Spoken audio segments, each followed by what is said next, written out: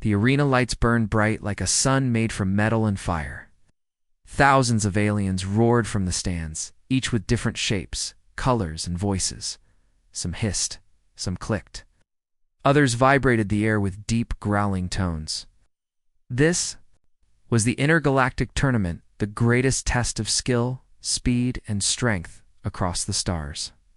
Every species sent their champions. Every planet watched. But today, one competitor stood out, not for his power, but because he looked so small, so human. Elian stepped onto the stone floor wearing only a black shirt, worn shoes, and eyes that didn't blink. Round him, 10 alien champions towered like monsters. One had 4 arms and skin like knives. Another floated, glowing with psychic energy. The crowd laughed at Elian. "Where's the rest of your team?" one alien judge asked. Elian didn't answer, just stretched his neck and looked at the timer. The match began. The 4-armed beast rushed first, screaming war cries and swinging. Double axes. Elian ducked, twisted, and let the axes slam into the floor. Before the alien could pull them back, Elian kicked his knee backward, a sharp, simple move. The bone cracked. The alien screamed. The crowd gasped. A second alien, one made of rock, charged next. Leon didn't meet his strength. He dodged. Let the rock creature fall forward with his own weight, then use that moment to jump onto his back. Pull a small cord from his boot and wrap it around the rock alien's neck. The creature dropped. The silence in the crowd grew louder. Psychic tried to freeze Elian's mind, but the human broke concentration by simply cutting his own arm, causing just enough pain to disrupt the mental grip. Then he threw a sharp piece of broken metal into the psychic's eye. Another champion down. 2 minutes in, 3 champions defeated, 7 remained. They didn't wait their turn anymore. They attacked together. But Elian didn't panic. He moved like someone who had done this before. Not in an arena, not for sport, but in places where losing meant death. His hands were fast, his mind faster. He used enemy movement against them, turned one's blade into another's chest, tripped one while leaping onto a giant's back. Never. Using more force than needed, never wasting energy. 4 more dropped. By the end of the 6th minute, only one alien remained, the galaxy's top champion. 8 feet tall, armor that absorbed energy, hands like warhammers. He circled Elian carefully. "You are not a warrior," he growled. "You are death wrapped in skin." Elian smiled, just once, then rushed forward with no weapon. They fought. Hard. This was no easy win. Elian's arm broke. His lips split. But his eyes never changed. Moved through pain like it was wind. Then, when the alien opened his guard for 1 second, Elian slid under him, climbed his back, and whispered something no one heard. The champion dropped, unconscious. The entire arena fell silent. The alien judges stood, speechless. The crowd didn't cheer. They watched Elian walk calmly to the center of the arena, raise no hand, say no word, and exit through the same gate he entered. Within hours, the Galactic Council met in private. "This human," one said, "defeated our best. In less than 10 minutes? They don't belong in this tournament," said another. "They don't play. They end things. They're too dangerous," whispered a third. And with that, the decision was made. Effective immediately, all humans were banned from future intergalactic tournaments. No warning, no reason given. But across the stars, silent messages were sent between rich factions, powerful lords, and secret collectors. If humans couldn't be in the games, perhaps they could be bought, owned, controlled. None of them knew what Elian truly was. None of them understood what Earth had just done. The room smelled like cold metal and greed. It wasn't a market. It wasn't a battlefield. It was something older, something darker. Alien nobles from over 40 star systems sat around a long black table. Each wore silk from dead moons or armor made of crushed suns. Their eyes were sharp, their smiles fake. The auction was about to begin, and the item up for bidding. A human. They called it a private sale. But everyone in that room knew. Truth, humans had been banned from the galaxy's greatest tournaments. That decision shook the galaxy. It wasn't out of fairness, it was out of fear. Elian had beaten their best without mercy. and he made it look easy. Now these rich monsters wanted what the council feared. Not to play the game again, but to own the piece that broke it. The auctioneer, long-necked creature named Vrose, smiled with teeth too perfect. Lot 1, he said, pressing a button. A hologram of Elion appeared, frozen mid-strike in the arena. The original champion, verified human, combat-trained, fully adaptable, obedient with the correct tools. One noble raised a glowing card. 5 million credits. 10, another snapped. 20, I'll offer a cruiser and a moon. Bids flew like missiles. These weren't warriors. These were rulers.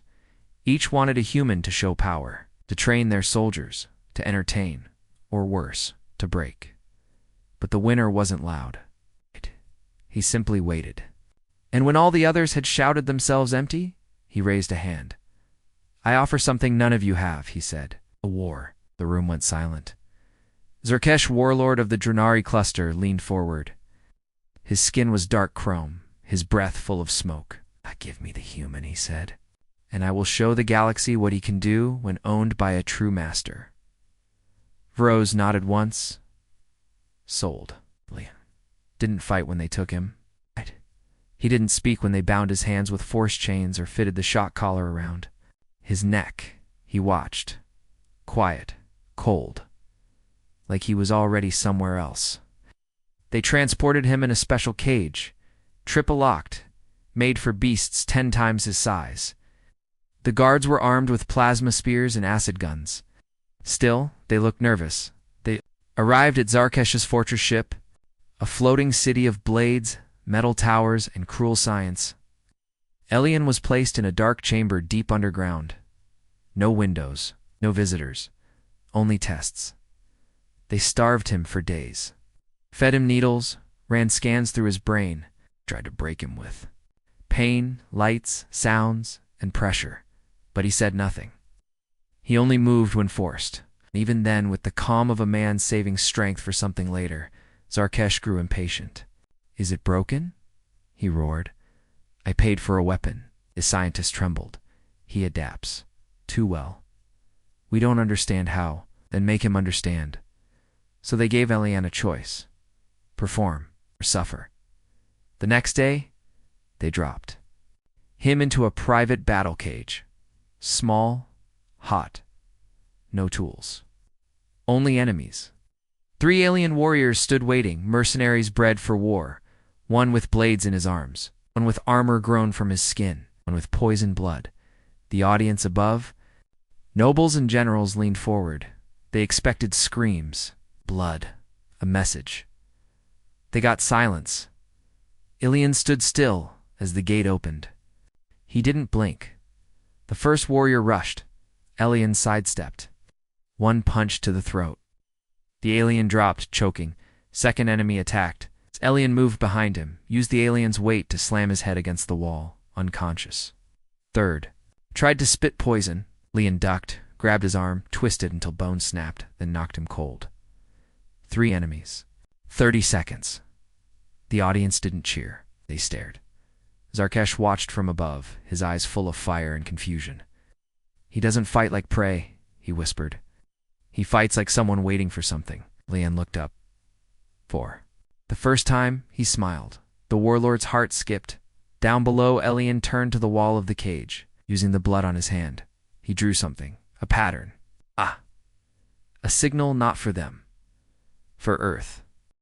The chamber was packed with alien nobles, generals, and scientists, all dressed in shimmering robes, glowing armor, or sharp exosuits. High above the arena floor, they sipped colorful drinks and laughed behind glass walls. Below, the combat. Pit was dark and dry, its floor stained with blood from countless battles. It wasn't just a show, it was a message. The galaxy needed to see that even a human could bleed. Elion stood alone at the center of the pit. Wrists chained, shock collar blinking red.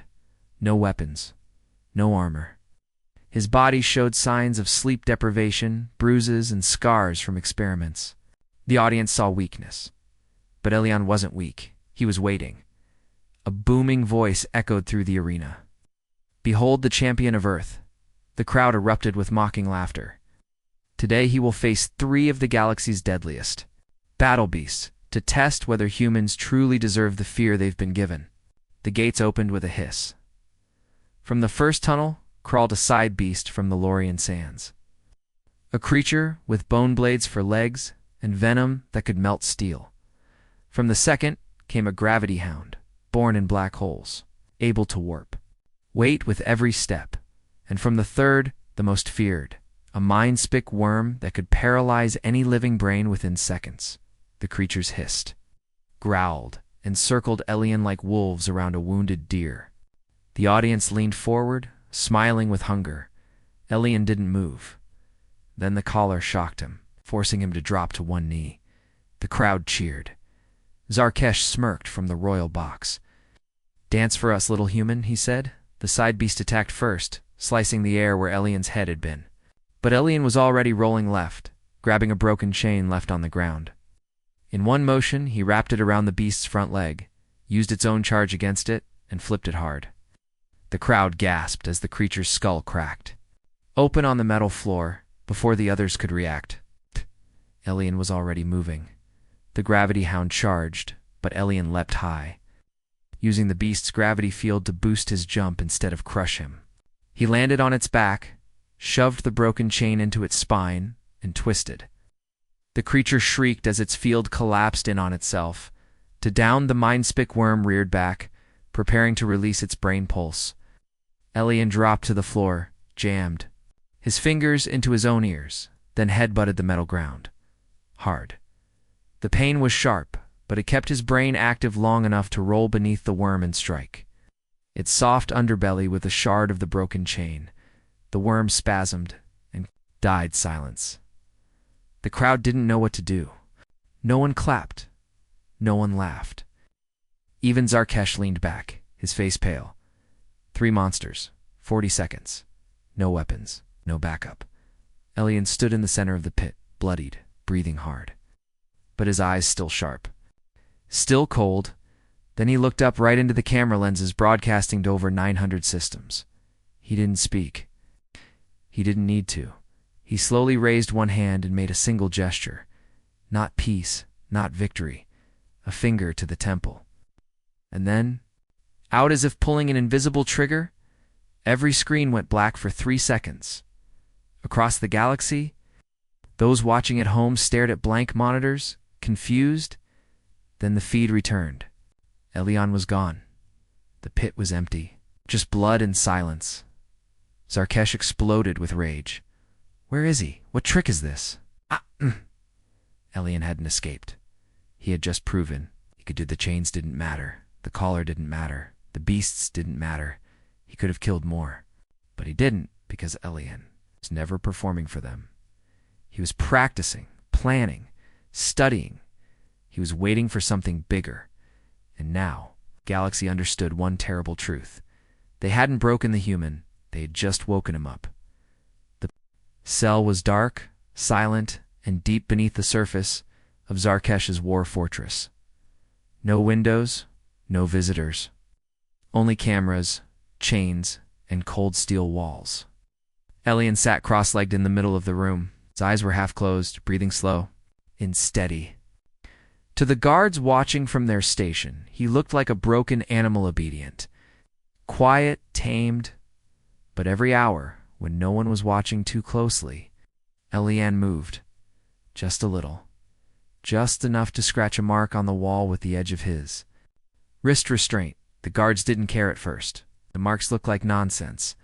Lines, shapes, and numbers. Maybe he was going mad, they thought. Maybe he was just counting the days. He wasn't. He was writing. On the 15th day, one of the junior techs noticed something strange. The marks weren't random. They were organized, spaced exactly, and followed a clear pattern. The tech ran a scan. The computer highlighted hidden equations beneath the scratches, coordinates, battle formations, signal structures. It was human military code. They called in a senior strategist, then a war tactician. Soon an entire team was standing in front of the wall, staring at what Elian had carved in silence and blood. None of them could break the full meaning. Symbols were too efficient, too precise. But one thing was clear. Elian wasn't trying to escape. He was preparing. Zarkesh demanded answers. Why hasn't he tried to break out? Why does he just sit there like he's already won? The head scientist gave a nervous answer. Because, Warlord, I believe he's communicating. Communicating with who? The Warlord's eyes narrowed. Impossible. Yes. No language devices, no visitors. But Elian didn't need any of that. He had his mind, and Earth was listening. Somewhere far across the stars, deep space signal scanner picked up a strange pattern hidden inside an unrelated trade frequency, a pulse of math, time, and location. The AI filtered it, cleaned it, and found something terrifying underneath. A human signature from deep behind. Enemy lines. From a place humans had been banned from. And that signal had a tag. Not alone. Back in the fortress, Elian continued. Carving. He didn't look up when the guards came to feed him. He didn't flinch when they shocked him for no reason. He didn't even blink when a scientist tried to inject him with another mind chemical. He just sat, watching, breathing, calculating. They didn't know that every routine, every step, every guard rotation, Elian had memorized them all. He didn't need to run, not yet, because he knew they would bring others. They always did. New buyers, new masters, more chains. And with each one, he would learn more. Let them believe they controlled him. Let them think he was just one human. Let them take him planet to planet, system to system, showing him everything. Because when the time came, when the signal reached the right ears, when Earth finally answered, he wouldn't need to escape. He'd already be in the perfect place. At the heart of the enemy, and he'd tear it down from the inside. The transmission came at midnight. One of Zarkesh's private allies, a crime lord named Hesh-Volger, appeared on the warlord's encrypted screen. His voice trembled, not with fear, but something close to awe. I have him, Hesh, whispered the human. I took him from the convoy. It's mine now. Zarkesh didn't believe it. That's impossible. He's locked in my fortress. Not anymore, Hesh said. Then the screen went dark. The next day, the Volgar Empire went silent. Entire systems under his control, dark. Trade routes collapsed. Fortress stations didn't answer calls. Patrol ships vanished. Zarkesh tried everything to make contact. Nothing. Just static. Then came a final message, a short one, from a pirate vessel fleeing Hesh's main capital. The words were simple. Don't trust the silence. He's loose. Zarkesh stood in his command chamber, fists shaking. His generals tried to offer excuses, maybe a mutiny, maybe a secret rebellion, but the warlord wasn't listening. He knew. Deep inside, he knew exactly what happened. Elian was gone, and Hesh-Volger had made the mistake of thinking a human could be owned. Now he was dust. Worse. The message spread. At first only the black markets whispered it. Then the rumors reached noble houses. Finally, even the Intergalactic Council felt it ripple through their layers of power.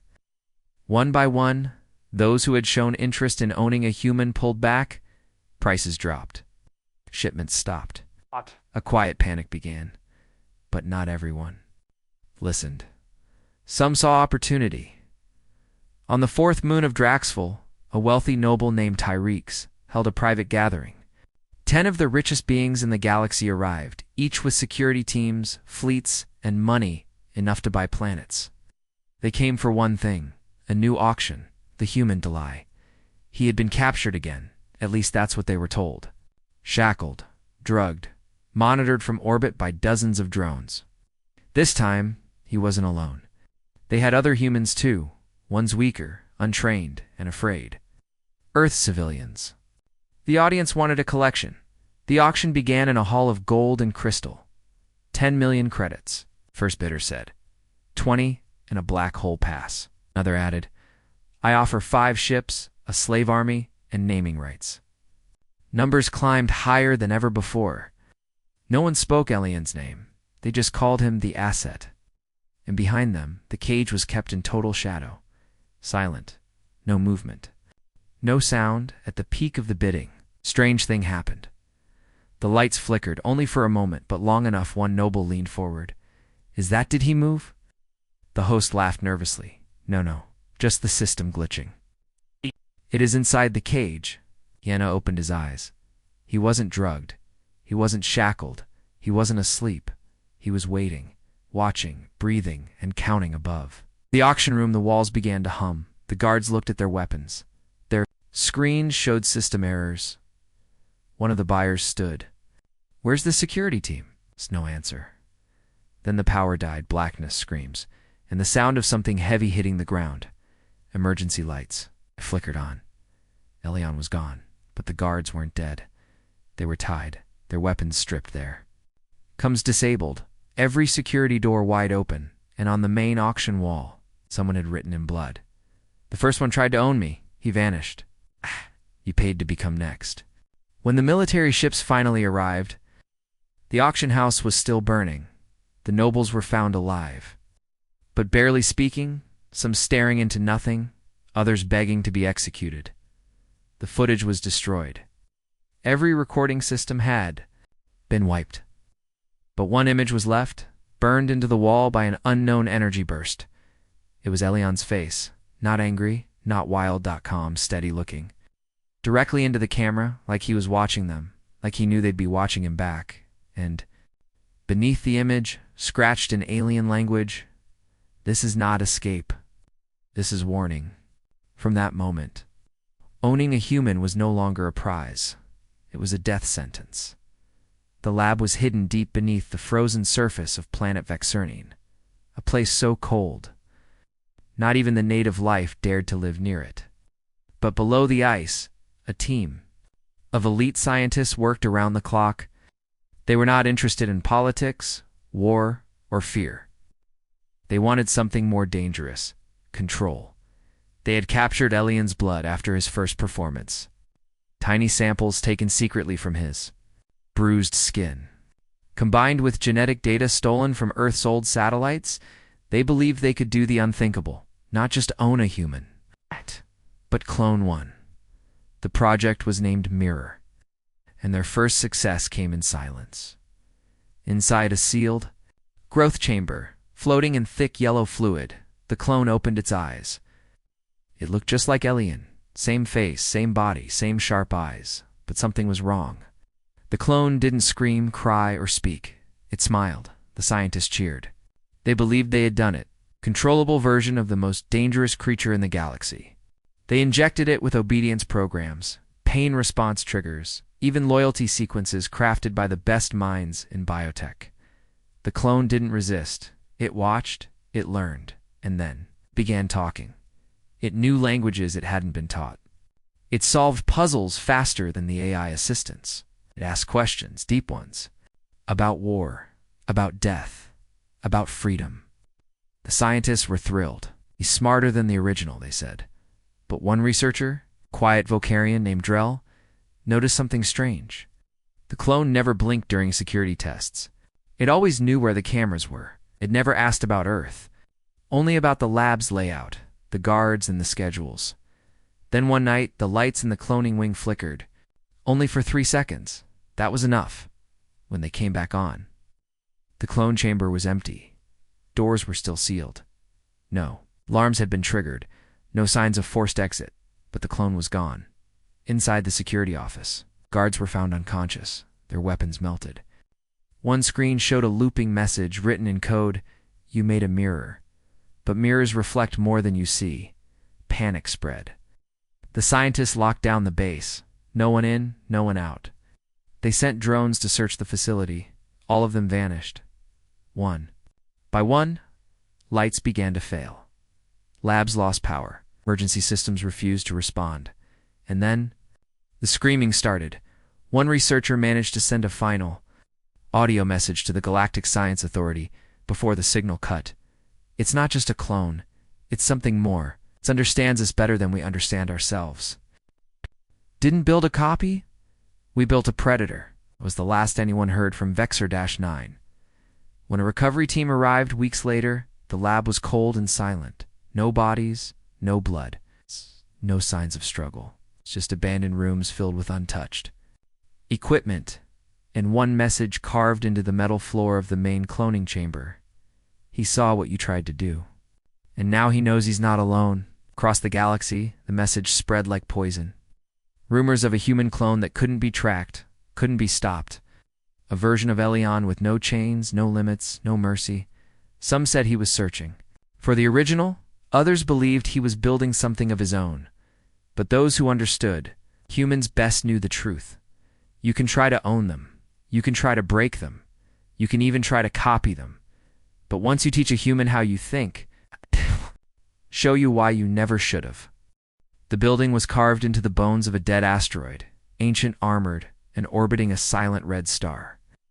They called it the Vault, a place where the galaxy's rarest prizes were stored, traded, and hidden. Inside, security was absolute. No signal went in. No signal came out. Not even gravity was natural. It was shaped by machines older than memory. Today, the Vault hosted something far more valuable than diamonds or war relics. They had captured Elion, or so they thought. 12 of the richest beings in the galaxy gathered in the upper gallery. Some wore gold, others wrapped in living armor, some half-machine. They were kings, shadow rulers, war barons, and each had come to the Vault, not just to see Elion, but to buy what was left of him. He had been delivered in a locked container, hands and feet bound, his neck chained, his mind supposedly sedated. With 4 layers of chemical dampeners, they wheeled him in like a trophy. He didn't move, didn't blink, just lay there, eyes closed, breathing soft. I planned to display him in my garden. He said. Another laughed. He'll be in my private war chamber. Maybe he can entertain my prisoners. The host of the auction tapped his staff. Let the bidding begin. It started slow. 10 million credits? 20? Then someone offered a ship that could fold reality. Another offered a planet. The numbers climbed higher than ever before. Elion's body hadn't moved. His heart rate on the screen stayed steady. But a few guards noticed something strange. The collar was warm. It's too warm. One of the drones scanned it. Static. Error. Then every screen in the room blinked once, black, and came back. Elion's eyes were open. He was staring straight at the ceiling. The guards reached for their weapons. Too late. The lights exploded. Alarms failed. The chamber shook as pressure systems collapsed one by one. The floor cracked. Gravity shifted. Glass burst. And Elion stood. No chains, no collar, just calm eyes and steady breath. One noble screamed, "How?" He was sedated. It wasn't. He never was. Because Elion had let himself be captured again. Let them bring him here. Let them show him everything. The escape routes, the guard systems, the central core. He studied it all. And now he was done studying. The guards tried to fire. Elion moved too fast. He ducked, rolled, used one's weapon against the other, then dropped both before the rest could react. He didn't run. He walked. Methodical, silent, deadly. Upstairs, the nobles tried to flee. Doors wouldn't open. Walls sealed shut. The Vault's AI was no longer theirs. A voice echoed through the entire structure. Not Elion's, his clone. You built a cage for one human, it said, smooth and cold, but 2 walked in. And they had. Elion and his clone had planned this together. One allowed himself to be captured. The other slipped in, unnoticed. Now they were both inside, and nothing was stopping them. The vault burned. The nobles begged. One offered everything he owned for mercy. Elion said nothing. He and the clone walked side by side, through flame and wreckage, past terrified guards, who dropped their weapons and ran. They didn't stop them, let them run, because fear was the point. Outside, a single rescue ship hovered nearby, answering a distress signal they didn't send. Elion entered the ship. The clone followed. Before the door closed, Elion turned and looked back at the burning vault, then said 3 simple words. Tell the galaxy. The door sealed. The ship vanished into the dark. Later, investigators found the vault empty. No gold, no tech, no bodies, just one thing left behind. A message, scorched into the floor with heat too precise to be natural. You tried to sell me. Now you have nothing left. From that day forward, no one dared auction another human. Because now they understood, humans don't just fight back. They plan, they adapt. And if you come for them again, you'll lose everything, even the right to watch.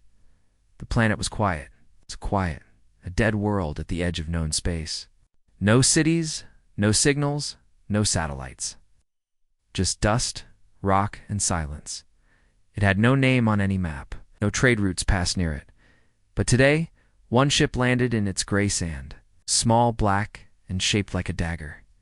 Inside it sat Elian. He stepped. Out alone, dressed in simple black, unarmed, his boots sinking into the dust. The sky above was dark, painted with two dying stars. He looked up for a long time as if waiting for something to arrive. And then, it did. Another ship, sleek, silver, and fast, a design not seen before in the galaxy. It landed gently beside. The ramp hissed open. A woman walked down. She was human. Her eyes were sharp, her stance calm. She wore no weapon, but the way she moved, quiet, ready, confident, told the story. She was trained, experienced, deadly. Elian didn't move. She stopped a few feet away, looked him up and down, and smiled slightly. You sent the message? She said. Elian nodded. Earth got it. He didn't answer, because he didn't need to. Behind her, the sky darkened again. 12 more ships appeared. Black, silent, moving in perfect formation. They landed one by one, forming a circle around. The two humans, their ramps dropped. And from each ship stepped more humans. Tall, short, young, old, but all of them trained, calm, and ready. This wasn't an army. It was something worse. It was Earth's response. Far above, in orbit, dozens of alien satellites. Blinked red, watching, recording, broadcasting. Across the galaxy, thousands of leaders, nobles, criminals, and council members tuned in to the live feeds. They had expected a revenge speech, a declaration of war, maybe even a demand for payment. Instead, they saw something simpler. Elian looked into the nearest camera and spoke. We came to learn. You taught us. Paused. You taught us what? Fear looks like what power does when it feels threatened. You tried to own us, break us, sell us. You took one slow step forward, and now we know who you really are. The woman beside him spoke next. Her voice was calm, level, and terrifying in its control. We're not here for tournaments. We're not here for revenge. She looked at the camera too. We're here to observe. A long silence followed. Then Elian spoke again, one final sentence that echoed across every star system. What happens next will depend on what you do, not what we let you. The feed ended. No explosions followed, no invasions, no war cries. Just silence. But that silence said everything. From that day on, alien rulers who once laughed at humans refused to even say their names. Auctions were shut down. Laws were changed. Private labs were destroyed in panic. The galaxy didn't just fear humans now, it respected them. Because humans weren't just survivors. They were watchers, planners, and now they had arrived. Not as competitors, not as slaves, but as a question the galaxy couldn't answer. What does Earth want now that it's watching? And the worst part? No one knew if Elian was their strongest or just